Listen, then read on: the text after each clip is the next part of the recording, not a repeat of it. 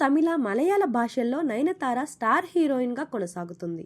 నయనతార జీవితంలో ఇంతవరకు జరిగిన సంఘటనలపై Nayanthara Beyond the Fairy Tale పేరుతో ఒక డాక్యుమెంటరీ రూపొందింది. అయితే నయనతార మాట్లాడుతూ, నా బాల్యం చాలా సాదాసీదాగా సాగిపోయింది. నాన్న ఉద్యోగరీత్యా అనేక ప్రదేశాలకు తిరగడం జరిగింది. అమ్మా నాన్నల వ్యక్తిత్వం ప్రభావం నాపై ఉంది అని ఆమె చెప్పారు. నేను సినిమాలు ఎక్కువగా చూసేదానిని కాదు.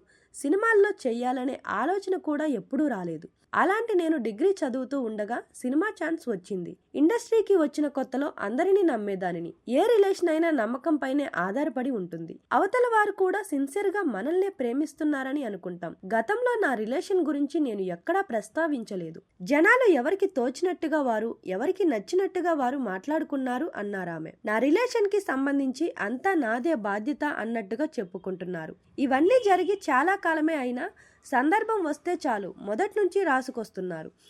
ఇందుకు కారణమైన మగవారిని ఎవరు అడగకపోవడం అన్యాయం అనిపిస్తూ ఉంటుంది. శ్రీరామరాజ్యం నా చివరి సినిమా అనుకున్నాను.